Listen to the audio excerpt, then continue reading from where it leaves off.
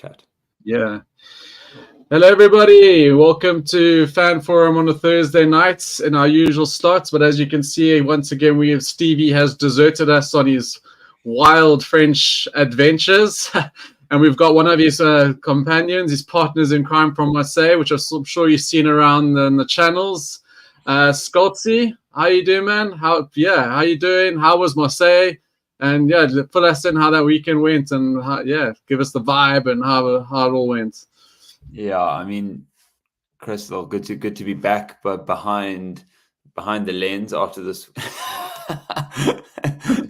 put on blast early. So yeah. Just talk us through your weekend there, Scotty. Okay, so well, listen, I arrive in Marseille at 11:30. Get to Stevie's place. Bear in mind, my data roaming's not working. I have to buy a pizza from this place. He doesn't have. I'm like trying to call Stevie, but he only has the landline. So I'm chatting to their customers. Finally managed to get Stevie. Anyways, this is after trying to fit on the couch after a couple whiskeys, and it wasn't working. So I had to settle for the floor and the throw of the couch. So this was actually the following morning while I was peacefully asleep, and Mr. Pettit was up early grinding, doing some editing. So this is game day. This is how game day began. And people, people might not know. I was supposed to join the boys potentially, so that couch had to be between the two of us. We had to decide shotgun and who was going to. But that was never that couch is not big enough to even sit on, I think. I mean, I was leaving it there for you in case you made a late appearance. Well, I had a heads up of what the conditions were going to be like, so I thought, I'll give Scotty the couch there in Marseille, and hopefully I get a proper sleeper couch if I make it to Paris. Yeah. No, but anyway, otherwise, Marseille was immaculate. I mean, cheapers. You kind of actually wish the game was at 7:30 and not 9:00, because I mean, you wake up and it's a book day, and when it's a book day, that means there's going to be excitement and dopes involved. And when it's only at 9:00, and you might have seen some of the interviews post game, but it's a little bit blurry at that stage. But I mean, we went to a Bok Army event, which couldn't recommend more highly. And there were hundreds of South Africans. We did some epic interviews and some more questionable interviews with others, but amazing vibes. The stadium is incredible, and I was so glad that it was such a competitive game. No one, Tonga came to play. It was proper, and the cherry on top was just every single kick going over. I mean, it couldn't have been more geest out. But yeah, absolutely phenomenal experience. Amazing, man. I think if you're not going to do Paris, then I think Marseille is the right venue, the next best place to go. I've seen a lot of other friends who have passed through there, and it looked really amazing. Marseille looks amazing. So welcome to everyone on the live chat. I see, Albert, you've made a link. Been a comment. This is live. I hope. I'm sure you are. The fact that you made a comment, you can see us. But anyone else around here, please share your comments. We'll have a look at them, put them up, obviously, and discuss some of them as well when we can. But as you know, Scotty, I mean, World Cup just marching along as it does, quickly into the final pool game. Obviously, the books aren't playing, but we can discuss some books later. Some little interesting topics also discussed around conspiracies and doping and some topics we probably might not want to say to Stevie, man, I don't know if we should want to discuss that. I think we should try to keep it to the rugby, but we'll touch on those topics as well. I think what we love about World Cup so much, it feels like a year of rugby chat and drama. Now put it in a month. Yes, it is non-stop. The fact that, Malcolm Marx being taken out of the World Cup feels like years ago at this stage. These conversations are just ever changing, and the amount of things coming in and out, it's been super interesting. But let's get stuck into it.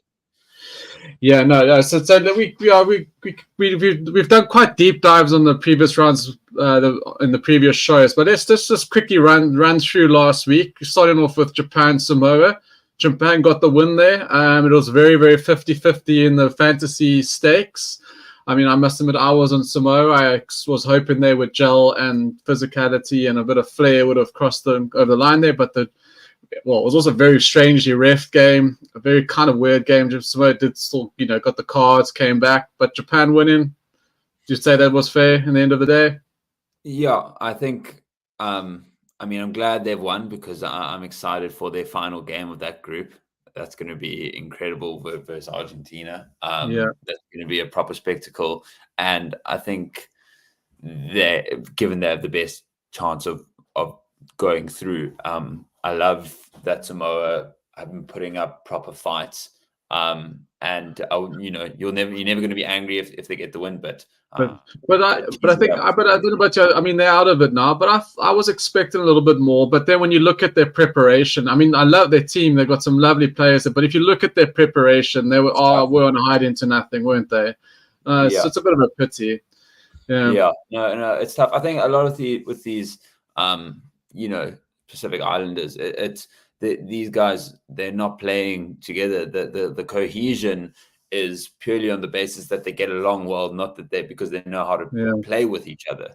And they tend to get that. And there is always, the positive vibe within those types of camps. You don't often hear of the other, but it's more just it's the lack of formal structures and real competition time amongst the team that tends to let them down. So I mean, if Fiji, who seem to be the most likely, or the only kind of possible ones to get through to the semi-finals, I'd like to maybe at the end of this show have a conversation about them being included into the Rugby Championship, because there were exclusions made for Argentina after they did that in 2007. Why not the same? Yeah, I have my opinions on how all the rugby could be formatted going forward, because rugby, I mean, let's not go too much off topic, but at the moment, rugby on and off the field is not the product that we want it to be, really. Quick on to New Zealand, Italy. Wow, hey, there were murmurings that Italy might win. That was never ever on the forefront of my mind. But the fact of this whole Italy conversation, it goes back even to the inclusion of, we're talking about Fiji and the championship. Italy's inclusion over 20 years of the Six Nations was not supposed to lead to a performance like this, right? So, I mean, New Zealand would be New Zealand, and Italy, how they were not motivated, unless they've been aiming for France all along, and this is a dummy, they're fooling us, but I don't think that's the case, right? But what are your thoughts on that game? Yeah, I thought they were actually really good with ball in hand, right? You actually look at the possession stats, they're not that unequal. They just lacked the willpower to dig deep on defense. And when you have a New Zealand team's tail up, you just got to fight for 10 minutes to try to stop those tries from happening. And then those 10 minutes might turn into 20. And that's how you just keep them down. But it's Italy, 9 times out of 10, they're going to score 4 tries, right? Like it's going to be a tough night out. But they just didn't let it stop sliding. Like at the end of the day, they got 3 tries, which is good, right? But it's just only in comparison to what it was on the opposite end of the pitch, and they just let everything go through. They just they sat back, let New Zealand play at them, and there's only going to be one winner if you let them just run it. I mean, there's nothing more, I think, as a rugby player, probably demoralizing, if you want to call it, that when you're 21-0 down to the All Blacks, knowing what mood they're in after 12 minutes, you almost know they could have easily probably thrown the towel, like many teams have done before. But the fact of the matter is they are actually still in the tournament. Like it feels like it's the death of. It doesn't, but it just doesn't sit right. It doesn't feel right. It should have never happened, but it did, and it does. Again, are we now? Everyone says New Zealand was just sleeping on New Zealand. Have we given New Zealand false hope again? Have they given? We don't know. I mean, we'll see at the quarterfinals, but very interesting. I think maybe I mean, Italy knew, obviously, if they want to get through, they need to beat France or New Zealand, both of which are going to be incredibly tough. And New Zealand was their first test. If you don't lose against New Zealand, your next best option is to show that you put up a fight to make, France worry and second guess and maybe spend too much time over analyzing something in Italy's game or their own, right?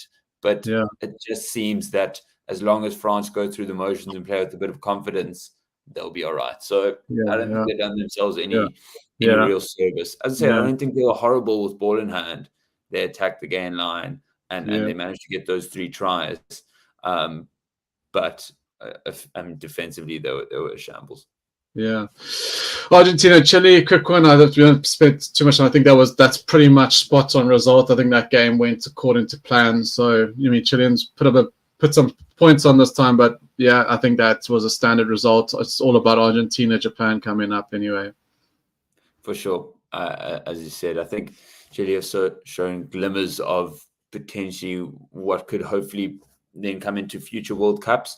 I think particularly their first performance versus Japan, but it has been a bit of a rolling from Argentina and England. But we'll see. They're a very small rugby nation, but I think that's big for Argentina going into the Japan game. They needed to get points on the board, especially with how scrappy their game versus Samoa was. So that's gonna be massive for them. Yeah. I just quickly say, Albert, thank you for commenting, man. You're talking about the doping thing. We are going to touch on that later. Yeah, we do have to bring that up, unfortunately, because this is a slideshow that we certainly did not need and was probably not necessary, but we'll get to that. And we'll move on to the Fiji-Georgia game. I actually thoroughly enjoyed this game. I think when we talk about what competitions took later, I know we say Fiji is a minnow, but Fiji kind of played like how they normally have played. So kind of they played like they were back in their tier 2 vibe. And Georgia I always felt they had a big game in them, and they came and they arrived. So I thoroughly enjoyed this game, but Fiji showed their class in the end that they got over the line. But yeah, Fiji through, but I think I think we expected that, but probably a few people thought it was going to be a bigger result, right? Bigger points difference there. Yeah, for sure. I think everyone is just so relieved, right, that they managed to put that over the line. My heart's not that set off. I love it that they're there, but there's a lot of people heavily, heartily invested into the Fijian side this I think it's you wouldn't want to see them muck it up. You always feel it's like you want it to be like not an upset if they get knocked out, right? Because they've done so well to get into the position they have. They've beaten big dog Australia, almost Wales, and to a Georgian team that in the previous week drew to Portugal.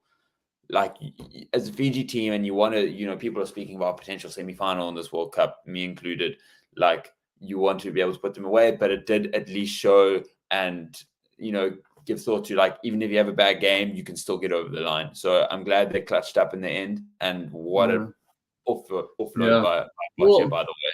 It just showed where Fiji are. There was probably a time when they wouldn't have done that. Their heads might have dropped them. They were very temperamental, and they kind of showed that in a way that they didn't look like they thought they were going to win by arriving. But Georgia certainly arrived, and they just had to dig deep to get that one over the line. And to Council of One Music, a nice name. Yeah, Fiji don't like me favorites. Yeah, maybe. Yeah, I don't know if they didn't like it, like I said, or did it get to their head or something, because they took them a long time to get into that game, and Georgia were in that fight right to the end. So, yeah. And weird psyche thing there. I think, it's the predominantly lesser teams or, like that there. And even Russie tries to harness that, but more in a psychosocial way, that people are out to get us. Not because we worship rugby, because they don't want us to win, type of thing. So I think people, it can work both ways, because you can submit to it, like let's say Italy did. They're like, okay, well, we're never going to beat the All Blacks anyway, so why are we going to, fight and stop them from scoring their 10th try? It can work the other way as well. Scotland, Romania, we don't have to go. Yeah, I mean, more interestingly, Scotland have beaten Romania higher than Ireland and us and South Africa. If you want to put the facts there, but look, pretty much that was around the points that we were all going to probably rack up against Romania. Job done for Scotland, right? The game again. It's all about Saturday. Yeah, that's what we're here for. I mean, offensively, they're probably, I guess, Scotland are probably the most exciting and fluid of those, South Africa and Ireland included, and can just, you know, kind of turn it on and score, let's say, weird tries, you know, ones that you really good tries. They're the momentum side. They need to. They're not great at chasing. That's what I worry about Ireland. But when they have their, you know, tails up, they really build up some really great looking tries. You know. Yeah, but job done. Yeah, job done. Yeah, Australia, Portugal. I also enjoyed this game because Portugal were well up for it, and Australia were initially, and were grinding the first half. But I think then by halftime they were getting checked out. I think, and the Portugal were going for it. Love the attitude, love that endeavor. I really enjoyed Portugal in this World Cup, along with Fiji. I've enjoyed Portugal so much. Australia, I mean, God bless. I don't know if we have time to. We don't need to discuss Australia. This one, it's just quite funny that they've had to stick around France just to wallow in their pity for the. Probably still on holiday. Probably on holiday already. But interesting game. I thought Australia would probably beat them by at least 2 scores more than that. But kudos to Portugal, giving them a good fight. 100%. I mean, Portugal has got to be one of the most outstanding performers of this World Cup, right? I'm so excited for them, hopefully, to continue building on this. They so nearly got that win last weekend versus Georgia, and we were actually watching this game while at the Bok Army event. And jeepers, you would have thought, you know, that green part of Portugal was living large in the Bok setup with all our green jerseys on. It was a huge Portugal contingent all of a sudden. But no, really great. And I guess I think Fiji Portugal this week is also going to be a lacquer game to watch. It's going to be a good one. Much so. And Fiji can't rest on their laurels. Yeah, and that's actually a nice segue because we'll go on to the Boks. Actually, you were there, as you said. Return of the prodigal son, King Pollard, returns and does his thing. Does what Pollard does. Look, we were always probably going to have front football. I didn't want to say it last week. It was probably always going to look decent. Let's be honest. Obviously, he gets his kicks. That's what he's there for, right? So, but you were there. Yeah, tell us about. I mean, I think, again, expected results. You know, Tonga even getting 18 points is pretty good effort there. Really enjoyed their attitude, enjoyed the camaraderie, enjoyed the atmosphere. I must admit, I had to rewatch this one on Monday because this old man fell asleep during the game. But what I saw up in the first half, it was good. But I rewatched it, and it all went to plan, didn't it? And tell us how did you think it went? Yeah, job done. All eyes were on the fly halves, right? The rest of the positions were largely, you know, very predictable, and it was exactly that. I'm really glad that Pollard could come back for this type of game. I still don't think he'll start in the knockout games. I think he'll be off the bench, but yes, he'll be there for probably his kicking. But you still need to have the ball in hand come the 65th minute onwards, right? And he needed that game time. He needed to show what he could do, and thank goodness he's like knocking over kicks, and as did Money, right? Like the stadium, or at least the Bok contingent, were lapping it up. It was just it was like everything, as I'm sure it was for the New Zealand game, right? Because there were the worries, and then he goes 100%, and then there's 50, and then 100%. Yeah, I don't want to be too harsh on Pollard. I want him to do it. It's only going to be good for us if he's, if he's doing his thing, and he did. And I watched him. He looked good. He looked fluid. He looked fresh. He looked right. He looks ready to go. Good. You know, like for me, as long as both of them are in the 23, I feel comfortable. Yeah. You know, I mean, Pollard has to. If it's going to be one or the other, if Pollard's, you just feel that Nineveh's going to go with Pollard for knockout World Cup knockout rugby, right? I don't know. Even though I still feel You think he's gonna? Yeah. Well, we're gonna. I wanted to go. I want to. So before I want to go into who we think is gonna play in the quarterfinal. Or we assuming we are going to be in the quarterfinal, right? But just to finish off the Tonga, is anyone else in the Tonga? Any comments on the Tonga guys, the players? Anyone that stuck out for you? I think Moody had a much better game than his previous outing against Romania. Yeah. SA for me, it's such a pity that he's got Didier in front of him because he's super awesome. Yeah, we got any other comments on the guys? Yeah, I think Ken had a really good game. Again, I think he as a wing he didn't even have to pass, so I think still learning how to offload a little bit more. But I mean, he's such a good finisher that he kind of gets away with it. I really enjoyed watching Reinach. He's been electric. He's had a really great World Cup. He actually has moved what everyone assumed was our fourth choice to seems like our second now, which has been actually something that I don't think many would have predicted. Mr. Chris, I'm going to say this again. He's been our best scrum of the last 5 years. But Faf's just the way Faf plays. I'm not saying I love Reinach. I love Faf as well, but I think Reinach adds just a little bit more value. Yeah, I think it's especially if we're going 6-2 with Pollard as the extra. Everyone says that Reinach Pollard connection works, right? They've played club rugby together overseas, so it'll be interesting with the 6-2, or assuming Pollard makes our bench, or unless Pollard starts. Let's just assume that, because there's so many possibilities. I imagine he's still going to be our second choice, unless they're bringing in Grant Williams for extra cover on the wing. But otherwise, Tongan captain, their bigger prop. Oh, he was phenomenal. And they showed real fight, and I mean, you could feel the physicality from the stands, and I wasn't on the touchline. Let me tell you, it was a tough encounter. Yeah, no, it was a good. Yeah, it was a great game there. Really sad for Makazole, by the way. That is crap. That's not a nice one for him. It feels a bit like Spoon Corsi at the last World Cup, where it's like you're not getting dropped because you're a bad player. It's just unfortunate that there's so much depth that you aren't making the team. Well, and it's not. And I love my pimps, and I want him to be there, and I hope he could have been there, right? But it's just like we said, Mark's going down felt like a big gut punch, right?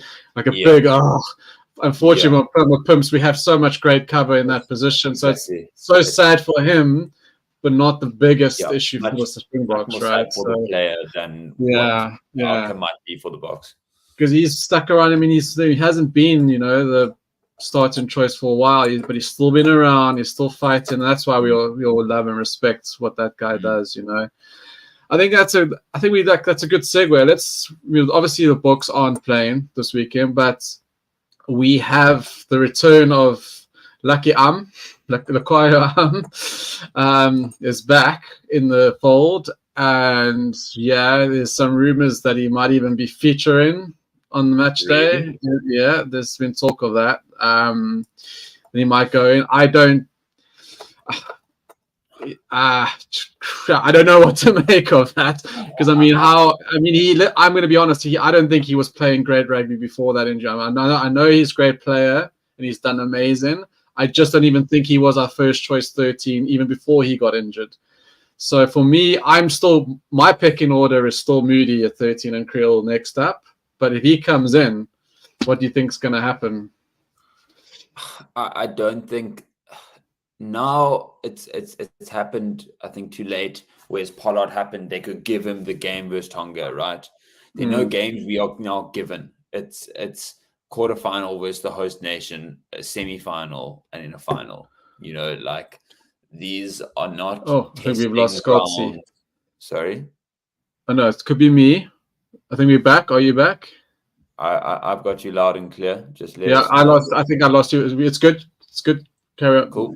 Carry on, mate. I was just saying, we're in the knockout stage now. This is no testing ground for what might or may not work. Creel, although hasn't necessarily shown the form that he had in the build-up to the World Cup, has still been good enough, I think, to hold his place. And again, I don't think they're going to be changing much. And if not, Moody's good enough to be there, and he's more versatile. He can play better at that and wing. Lukhanyo's there.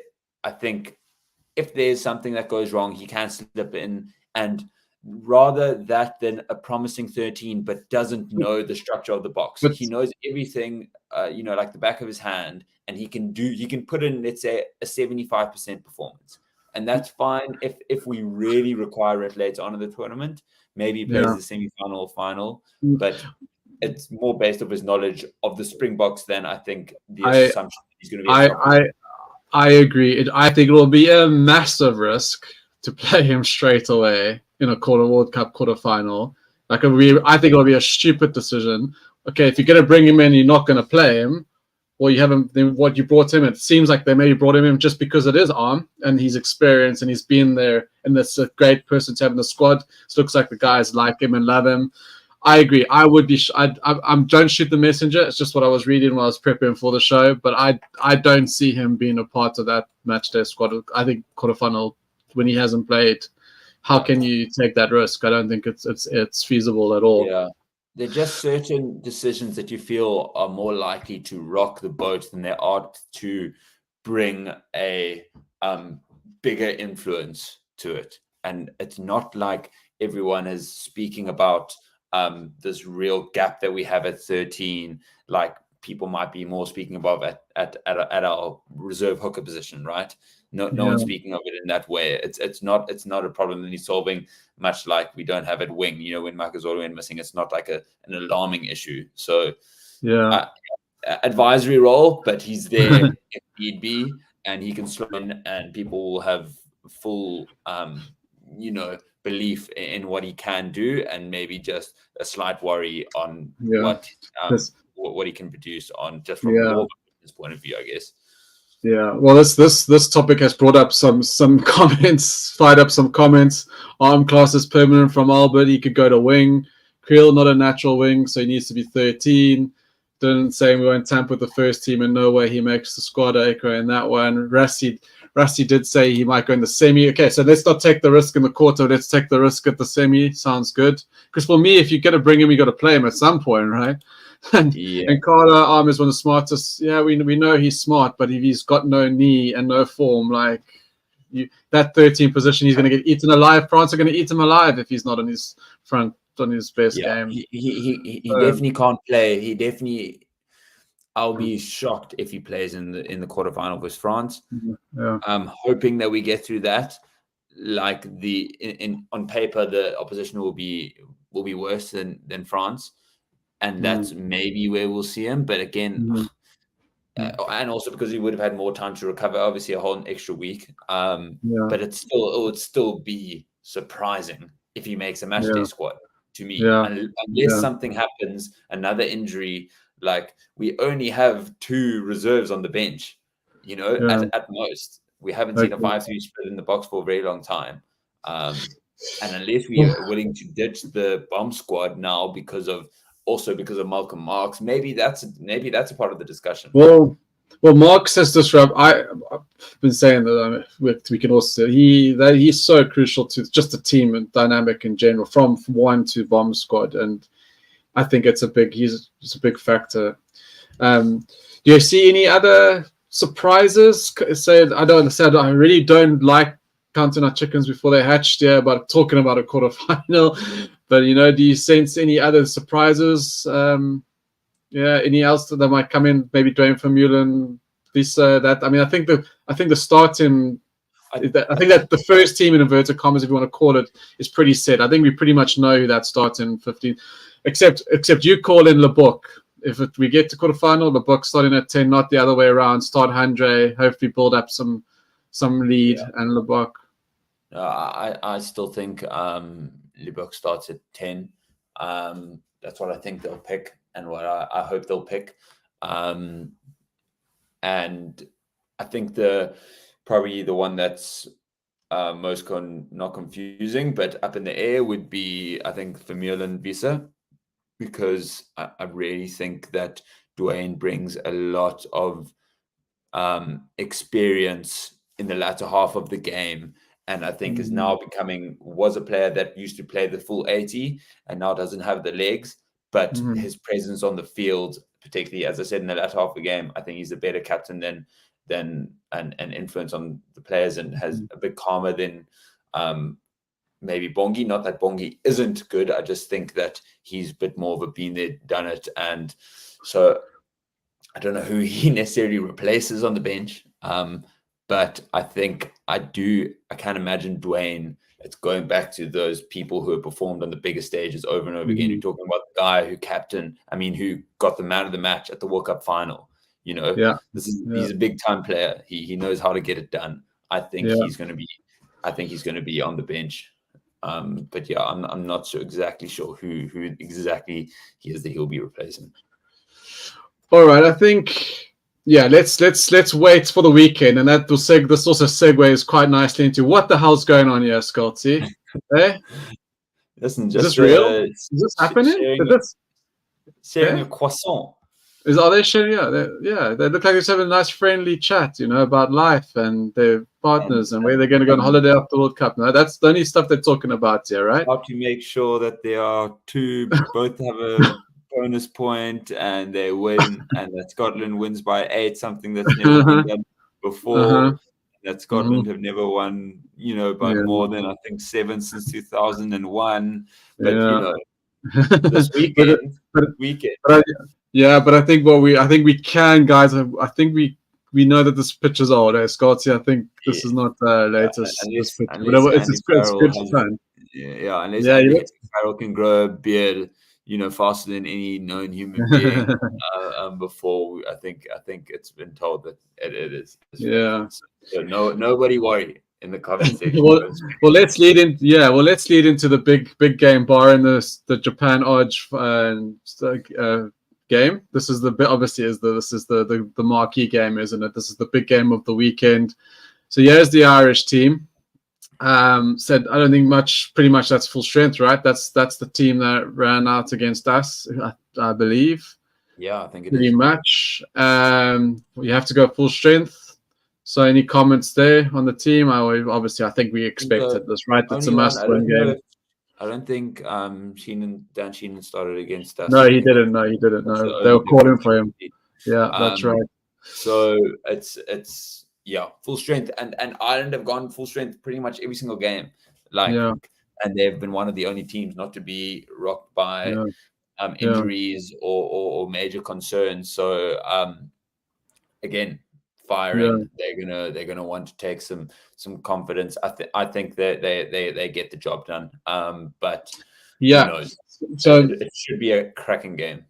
Yeah, so exactly. I mean, what's your prediction? Yeah, I just don't see anything less than an Ireland between 10 and 20 point win. Probably, I think that Irish team has got two. They're just too good. Scotland are good as well, but I mean, as we talked, they've got I love their back line. Everyone who knows me knows I love you, Jones, too much. But we just spoke about Hamish Watson not even making the side. They're going for a bit more. They're going for a 6-2 split, and it looks like they're going to go for one last hurrah in the last 20 with a power game there. With the reserves they've called there. But I love Scotland. I just think where Ireland are, what they've got to lose if they lose this game, they're going to be switched on. I mean, Scotland might run them close for a while, like they did at Murrayfield. I think it was this season at Murrayfield where they were running them pretty close for a while. But Ireland went to the next gear and Tel Aviv, Scotland, and that was it. I think the same thing will happen. For sure. I think at the end of the day, a lot more things have to go right for Scotland for them to get a result out of this. And Ireland need to go through the paces and play well. Of course, they need to play well. This is no walk in the park versus a tier 2 nation. This is a Scotland team, which is going into the World Cup, we're saying 5th in the world, right? So by that logic, they were at least making the quarterfinals and probably the semis if the draw was done maybe a little more equitably. But a strong team on both sides. I really, it's that Irish front pack is it's incredibly strong. We saw what they uphold a 7-1 South African split.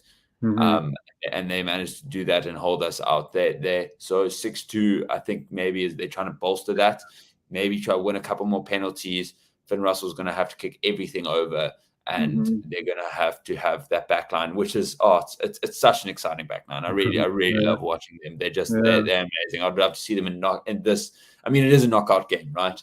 At the end of the day, but it doesn't have that same feeling in the air. You say group stage compared to quarterfinal, but at the end of the day, let's call it a round of 16 because it is that. I don't think Ireland by that many, though, to be honest. I think less than 10. Oh, yeah. Okay. But yeah. Ireland by 8. Yeah. Okay. Fair enough. Yeah. And comments also on Jamie Ritchie as captain. There's some talk that he could be even the Lions captain come Australia time. He's been quite inspirational captain for them. I really also enjoyed his attitude. It doesn't look like a big physical, exteriorly, but obviously he's got the heart of a lion like all these guys do. But I really enjoyed him. He's captain in this side. For sure, he gets behind. I think people gravitate towards him. It seems like a very close knit team. They clearly respect him. I guess the Lions pick was whether he will be the Lions starting 6 come the next tour, or if he's that big enough of a figure that it warrants his pick over any other 6 that would challenge him. But no, he's quality, and I think kudos to this Scotland team where previously maybe it felt like a handful of players, maybe 3-4 really star players were pulling them through. This it feels like a really strong team, which you couldn't always say about. Yeah, there's obviously a lot of talk that this is actually quite hard for Scotland, isn't it? Because there's a lot of talk about the group that's coming through. Their age group teams are not strong at all, and this is probably one of the strongest Scottish sides. You could probably say the side was stronger than their last Grand Slam winning one back in 1990. And this team would be finishing top of those other pools with no doubt. They'll be top of the pool for sure. And going, it's just so it's gut wrenching. It's gut wrenching for them that this has happened to them. With this team deserve better. Hey, they beat Scotland. They beat Ireland. Yeah, 100%. Imagine, eh? Yeah. World Cups are not places for what teams should deserve or should get. It's about what you earn on the pitch. So that would make me happier than Scotland getting through the quarter. Yeah, but I'm 98. I'm 99. Yeah, I'm 98.999% sure that Ireland are not going to lose this game. I just can't. I think it's just too much. Anyway, we can move on to before we go there, I want to go into the betting. But instead with Boyles and myself, we've been running this betting segment for the last 6 months, and we've been cruising on pretty all right, actually. We're on to about 12 winning selections out of 13, if you include the leans, which don't get added to this record, but quite nice to mention that we're on quite a run there. And last week we had Fiji, Georgia second half with Argentina, Chile second half, highest scoring double at a nice price. And that was pretty comfortable in there. I was calling it Fiji, tight game. Second half's Fiji are quite solid. And I thought Argentina, Chile Argentina started hot, and then we had a nice quiet 20 minutes, which was what the bet needed, because cooled down the first half scoring, and then obviously Argentina got too strong in the second half, and Chile got some points. So, hey, we over the line again there, and we up to a cool 26.26 units profit. At 64% return on investment. So, yeah, pretty chuffed with that record. If you guys are following, to say we're using BOYLESPORTS as our odds quota, bookmaker of choice, obviously sponsoring us in this campaign, and we're very grateful. So please, if you want to join Boyles, click on the link in the comments, and you'll get a sign-up bonus, nice R1,000 welcome sign-up bonus. And I'll be honest, as known South African bookies, some of the best odds are on Boyles for rugby at the moment. They're giving some good value there, so take a look if you are into it. And this week, it just we're going from I've called Ireland win here. I really don't see Ireland not winning this game. And An Ireland win with France and Italy as the highest scoring, the second half being the highest scoring half there, because I anticipate a hot Italian start, and I think France are pretty solid anyway at home on defense. I think Italy keep this tight. Italy are quite a notorious good first half team actually for punting. So I think Italy have got a lot to prove. This is their last chance saloon to prove that they're any good for any reason. So let them have a good first half, and then I think the second half we'll see some more points come in there. So the doubles at about just over even 3 units. We're getting a little bit more juicy on the units because we've got some profit to play with there. So that's the double for the week. But Scotty, let's go on to the final week for the World Cup this year. Starting on Pool A and the scenarios. Obviously, New Zealand play Uruguay this evening in 20 minutes time. So I'm sure some people got one eye on the build up there. France play Italy tomorrow. It is. New Zealand win, obviously they're through. Probably expect them to be through, and then almost basically a winner takes all between France and Italy. So if Italy win, they do go through because France didn't get that bonus point they needed. So yeah, what's your predictions? I think we know New Zealand are going to be pretty all right tonight. What's your prediction with France and Italy? I think France, very simple winners. They've put out a very strong team for it. I don't see Italy causing them troubles. Yeah. And unfortunately, they just haven't shown enough to excite me against the big teams. But I'd love to be proven wrong. There's nothing more than I love being proven wrong when hitting my bet on a big team. Do you have a score prediction? Let's say France by 30 at a canter. Oh wow! See, this is the type of game I see Italy up for it and actually getting some of their basics right here. And I think they're giving France a little bit of a rough ride. I think France will be comfortable in the end, but bookies I think got over 20 or just under 20 points. I would say that's about right. But I think it could be like 15 points. I think it could be like a France 15 points win, yeah. Listen, the French will be nervous, hey? They'll be nervous because there's talent in that Italian team. There's real talent, and there's promise in some of their players. It's just but it's going to be France. What France arrives at the end of the day. Like if France are coming in and a little bit green, a little bit cold, and Italy up for it, France can make this a long day for themselves. But if they come in focused, they should win comfortably, right? If Italy managed to almost get a try and then almost pull like an England versus Argentina, just almost starts just dropping 3 points. And then cynical mistake after cynical mistakes, that they like if they can put on some scoreboard pressure, maybe we'll see it get interesting. But I just think even if that happens, they should get it comfortable into the game and put them away. There's just too much talent there for me in the French team. Yeah. We'll move on to Pool B. We've discussed this already. I've just put the pools in the orders of pools. But we discussed Scotland and Ireland basically. Yeah, Scotland need to win by 8, right? 8 or more to go through. Some other scenarios, but I think let's focus on Scotland actually managing to win by more than 8. Not going to happen, but yeah, let's see. Yeah, I just think even if they're winning by 8 with then both teams having to get a bonus point, we're talking some radical numbers. And to be fair, if that's how the Bulls get knocked out of the World Cup, would be the best way to see it happen. Yeah. All right, Pool C. This is juicy. I say, I've enjoyed this pool actually. This will be one of the better pools to follow.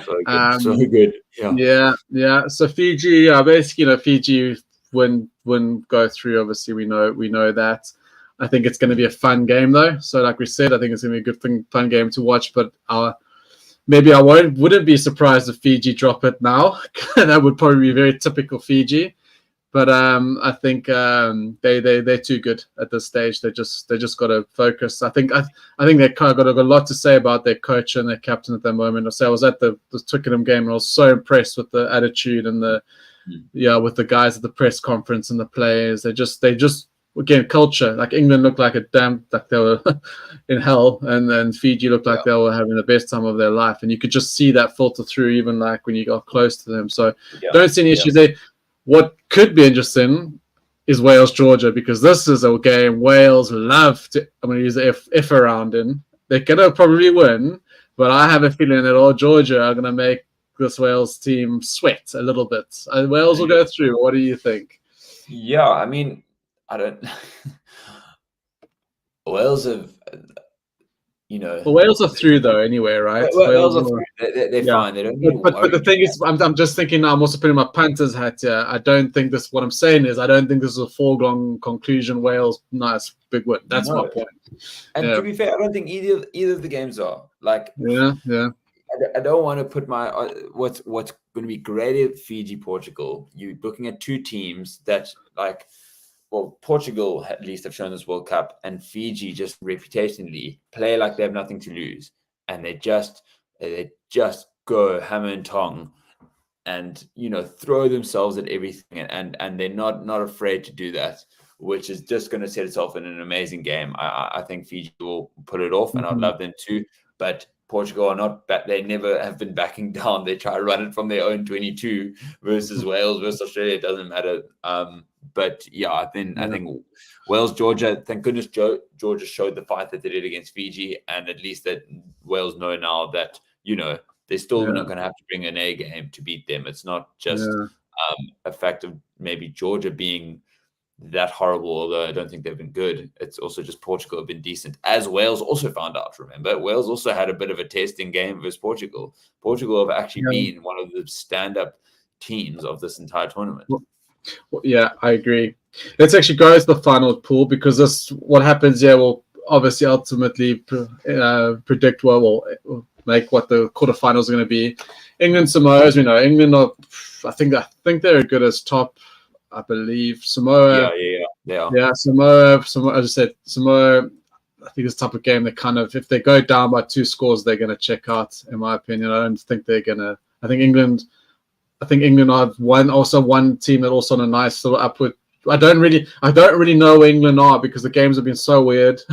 So it feels like they're doing so well, but it feels like it could be a false positive. But we'll have to see. It was almost like after the Argentina game.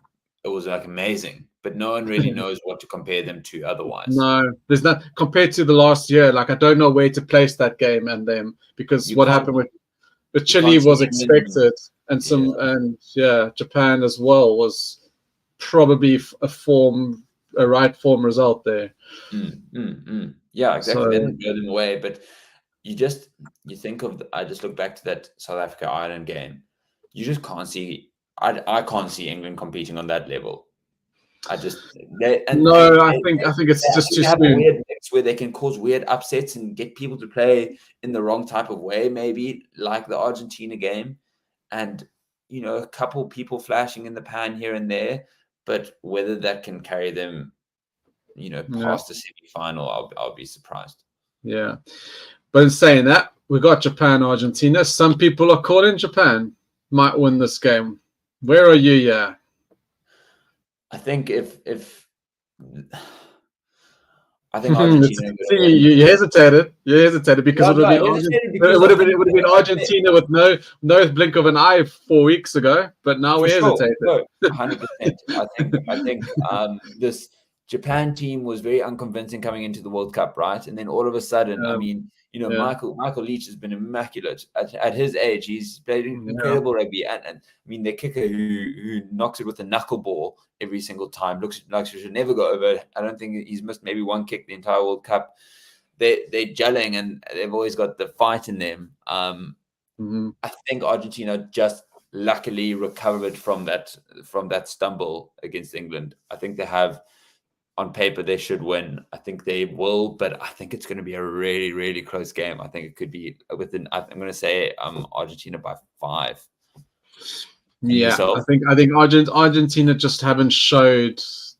It just feels like a game that they can rope Japan in. Well, Japan can rope them into a little bit of a dogfight, and then it could get squeaky bum and sweaty for the RGs there. I also do think they just got enough class and ability. They are the better side, and they just need to apply themselves and get the damn job done. But then that takes us to our quarterfinal lineup, because we could pretty much then we know that's going to be England, Fiji, probably, and Argentina, Wales. Interesting quarterfinals. Rematch England, Fiji. Surely England. I know we all want Fiji to win, and I'd love Fiji to win, but I don't with grudge. I'm a believer of grudge games in rugby, just like that New Zealand quarterfinal with Ireland will be. I think England will probably take Fiji in the quarter. What do you think? England will take Fiji in the quarter. Yeah. And this is, I'm a big heart over head at certain times. So I'm gonna just, play the devil's advocate. I'm gonna go Fiji. Oh, good man. I think they just, there's a little bit more. They have head in the game, and they slipped up for 20 minutes versus Wales, and Wales punished them, even maybe more like half an hour to a half of rugby, and Wales punished them. But even then, they almost got the job done in quite a tough game. I don't think England are that much better than Wales and Australia, if we're being honest. Like, they're coming right, but not that right that I don't think Wales are capable of beating them. And I really bloody want Fiji to win, so I'm going to speak it into existence.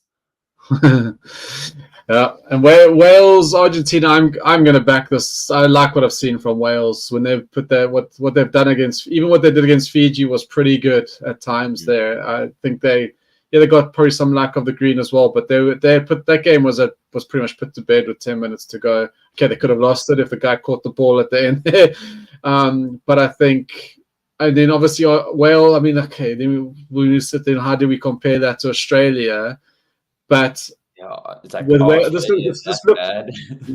But that it just looks more back to Gatlin Wales. That was one of my comments. Remember, they were Wales and the Gatlin were really good, really solid. Could have won last World Cup. Let's be fair. If Pollard misses that penalty, they won couple Grand Slams under him. Then Pivak got loose. Wales territory's under a whole lot of issues. But the Gatlin footprint is coming back there. I just don't know if they have. It's not a vintage Wales side, and is it too late? But I still think they pass Argentina. At the quarterfinal.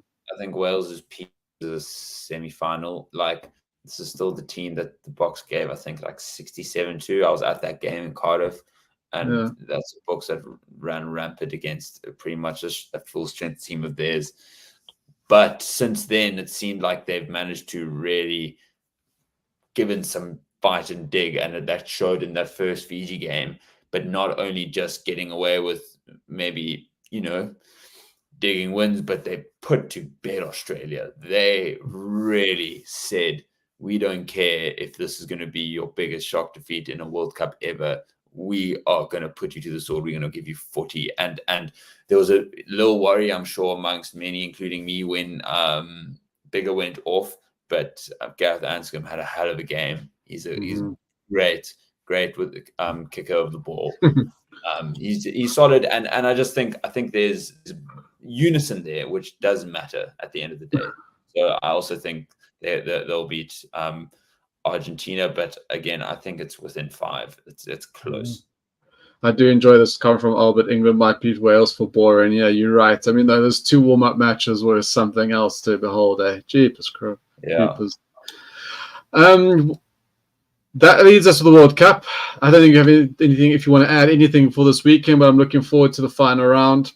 But we have 2 hot topics that we mentioned. Let's save the doping for last.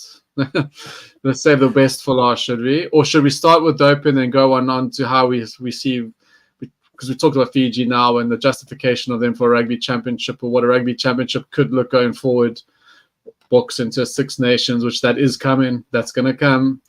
Even though no one's going to like it. 6 nations? Eventually they will, yeah. It's just too commercially not It has to happen money-wise. Albert has said let's speak about the doping. So let's Okay, touch on let's do doping. Jesse Okay. Kriel has no. So the Yankees failed again. Marks didn't break his knee. Didn't hurt his knee. That's a fake. Yeah. So what do we think? So, okay, we need to lay the groundwork. So, right, no one's been caught doping in the Springbok side. So that's one. This is an overarching sports committee, South African sports committee, or government agent, the guys whoever they're called, haven't complied with the doping agencies, which everyone should be complying. Obviously, naturally, you are compliant, and you march on. But of course, we have not gone through the rights. We haven't been validated. What's the right word? We haven't done the right protocols. We have a breach of all of that. We have not done it. We are way late. But this affects all sports, not just rugby. But two things here. How the hell have we got here? Two, how does this affect it? Obviously, it's come out now, which is quite interesting. I'm not going to say the word conspiracy that it's a legitimate unsettler for the books, but it's obviously not, because it's been going for a long time, and the time seems to be up. That's coincide with the World Cup. Yeah. What do you feel about it? Yeah, what's your thoughts here? Because there's gonna be people that are gonna judge the books purely. They're not gonna read the whole context and know what's going on. People have put us in a bad light for possibly doping and cheating before, and they're just gonna go, there we go, cheaters. Not ideal for anyone that this has come out now, right? Yeah, I think first and foremost, the release has got nothing to do with the practices of how South African sports associations test our players, right? So we aren't doing anything from a practical point of view differently to the way we should be doing it. The fact of the matter is that on paper, we have to have a policy in line that matches what the world expects from us, from a nation competing in these big events.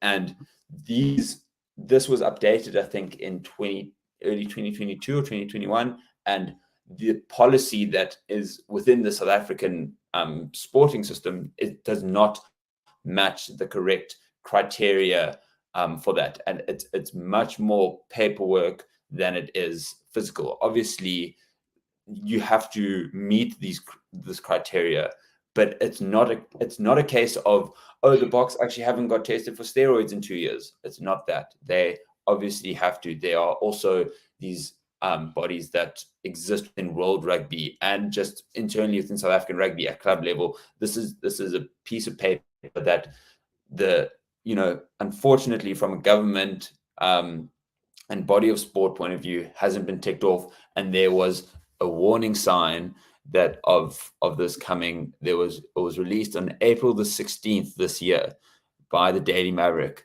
and they said South African athletics teams, cricketing teams, rugby teams, all might have to perform outside of underneath the South African banner as a result of this. This was in April. And again, like, we have been up until now. If we didn't, we wouldn't be allowed into these events. But it's merely something that's getting over the line. Apparently, it's being processed. I think they can get it done. But it's just a classic headache. That's for no reason. Yeah, and this is what I was trying to allude to, probably not as eloquently as Albert has said, and this is what I worry about, because of hearing. I've been on as you might have been. There are fans, rugby fans, that will undercover their breath or say, the Boks are big because they dope at school and they cheat and blah, blah, blah. They say that. They want to say that. They don't say it out loud. But it's been something that's been simmering. It's been around. And this is going to, world media and probably fans start calling Boks cheats and dopers, or can the book management prove? It's not about the book doping. You would hope, I assume the books get randomly tested. I'm sure they do, like every team. I'm sure the guys get put forward to be tested. So I don't think it's, I wouldn't believe anyone's deliberately doping and cheating the system. But this is going to, if we do progress, and I put my hands up, I don't think we've been in France, but if we do progress and we start winning, is this going to rear its ugly head? And I think there's certainly going to be factions of the media that are going to go hard at the Boks. Yeah, they're going to, and in a way, thank goodness we aren't playing a quarterfinal this weekend, because it would have just gone berserk if we were, and people would be running with it. But I think, as Albert said, this is a government body that's dropped the ball. This is not the players. This is not the staff. Perhaps Saru could have been pushing harder, but it's not a Saru issue. There's only two people in the world, two countries. I think it was Bermuda and us. Like, how can you not, unless you're really that incompetent, like really dumbass, how can you not, unless someone's going to say, well, what you hiding, you know, potentially, you know? Yeah. So it's gonna open up all of this Pandora's box, and it's just, it's just such terrible time. It just mind actually boggles. Like Stevie says, it's such a South African story. It's so South African. Like, I mean, we can't. It's actual piss up. You can't organize a piss up in a brewery. Those guys at the moment, you know. Yeah, and you know, I don't see it. If they don't get it sorted, and we can't play under the banner, and we can't have our flag on our chest, and we can't sing the national anthem, that's actually the only way I see it really getting to us. I don't think the media outcry will. I don't think this Bok team. They know their stuff. They know they aren't the ones in the wrong. You know, they haven't been cheating the rules.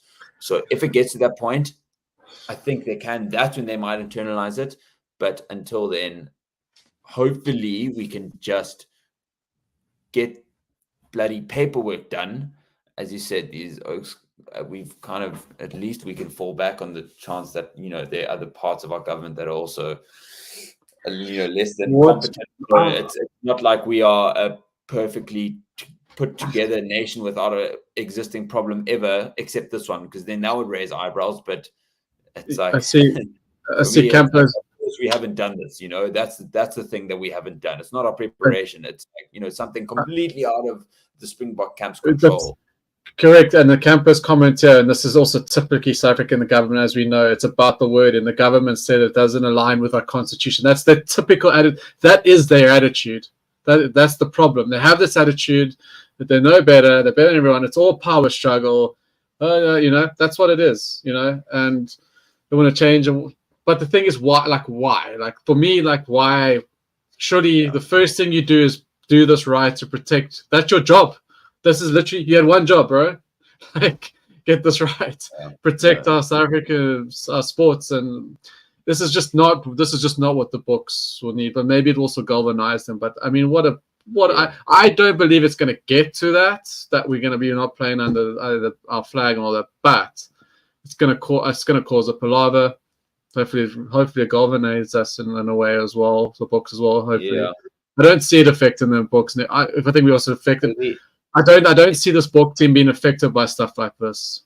No. There's so much nonsense chat, as including us. You know, we speak a lot and we chat a lot. They know how to you know, ward off a duck's back, and maybe that's less internal, but at least outwardly facing, which means we believe that they're not doing that's not affecting them, and until it shows in their performance and you know, really emotionally, which none of them have, it's I expect it to be the exact same. And they built a reputation of that, not acting out, you know, and just, you know, jumping against the one oak on Twitter, you know, essentially bar Russie. But everyone knows that that's kind of his role. You know, you compensate for the rest of us. You can be our voice. Let them attack you because you're not on the field trying to kick a goal in the 97th minute. You know, let the attention go on him. So he'll probably have, you know, something to say. And if anything, like, in some reasons, I'm like bummed, but otherwise, thank goodness there isn't a press conference this week, because there would have been words and you know, kind of clickbait things going on there. See, we here for the fans, bro. Let me do something. Yeah, can we look? Yeah, you see, we're here for the fans. Here's a score update, guys. There we go. It's 0-0 after 4 minutes. We'll keep it live. Well, I'm here for I'm here for the people. I'm here to give out winning bets and good love, good vibes, and content here, right? So yeah, there we go. There's a live score for you guys. If you are worried, I'm sure everyone's got half. They probably got half. The TV's on already anyway. So, but anyway, Scotty, I know Yeah, I love this topic about championships, and like I said, that's South Africa to be possibly, okay, I'll say possibly, but I still think it's down the line. But that's because, let me just hear me out. I'm a believer in a universal world rugby calendar, universal calendar. I think we got to get to that point. And I've got with international, for me, I feel there's got to be 2 tiers going on all the time. And I love the relegation promotion vibe. Like, have a tier 1 Six Nations, tier 2 Six Nations, play it at the same time, promotion relegation all the time, including South Africa. So if South Africa make it, they're there. But there's a promotion relegation fight always going on. But I would love to see, like say when Georgia's versus Portugal's in a tier 2 Six Nations type of environment. I would love that. Rugby Championship, I would love to see at least Fiji and even Japan bring it up to like a 5. You know, if South Africa aren't there, obviously if South Africa are there, but bring it up to like a Six Nations, but Rugby Championship, but a Six Nations Southern Hemisphere. Mm-hmm. I think we should bring in more than just Fiji. I think it should go up to 5 or 6.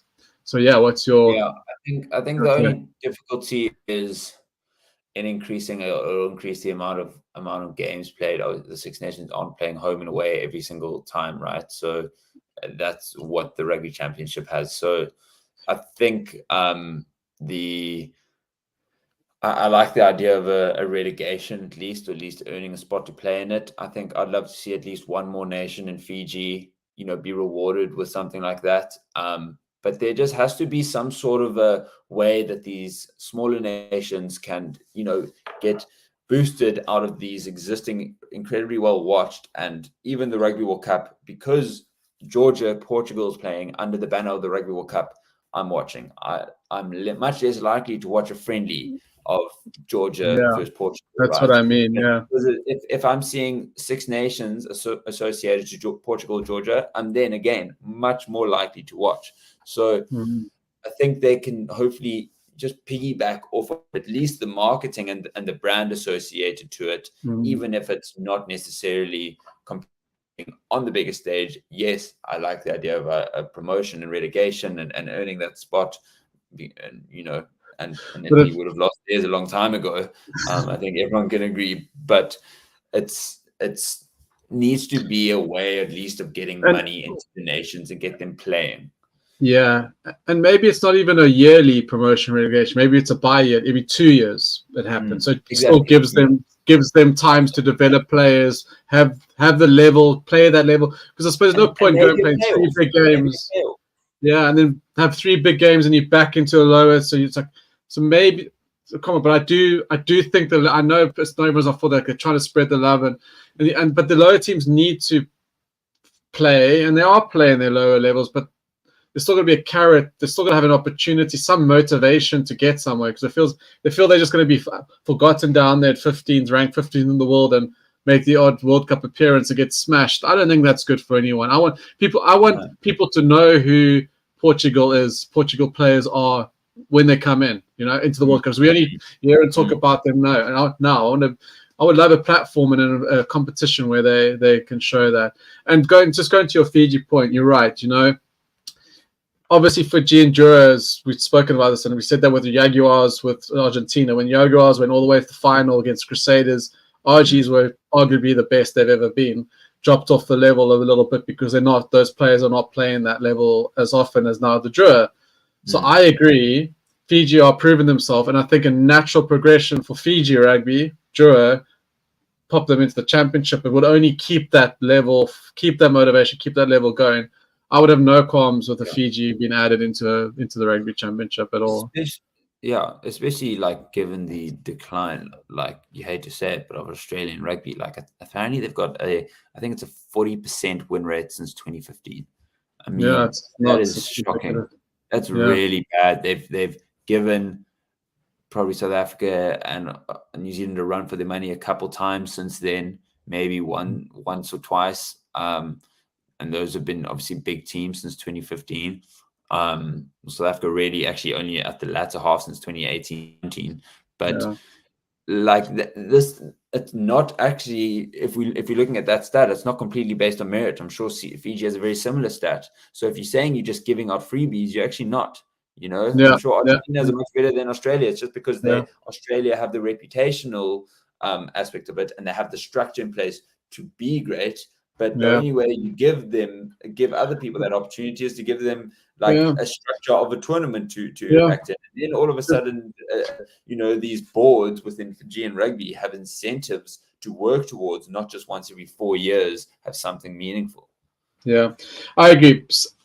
Championship becomes a Southern Hemisphere Six Nations, two-tiered Six Nations, maybe even a two-tiered rugby championship. Because we can't forget the Tongans and Samoa as well. They should also be considered. Yeah.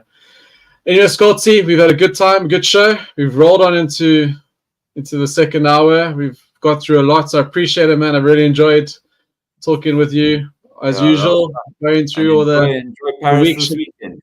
Yeah, well, yeah. So yeah, I think next weekend is what we iron out. I'd love to be in Paris for the 2 quarterfinals. Even I'm try to get a ticket. If I don't get a ticket, I'd still love to be there just for the vibe, you know. Because you could have said even you were there with my say. You just being there is amazing, right? World class. World class. All right, Scotty, thanks for the show, Christy. That was ongelooflijk. Lekker, man. There's New Zealand finally scored their first try. I was getting a bit worried what's going on there. But thank you everyone on the live chat. It's been great comments. Really, really appreciate your involvement and adding value to the show. And we have a great weekend. Enjoy the last pool rounds, and we'll see you guys all next week. Cheers, have a good one. Cheers.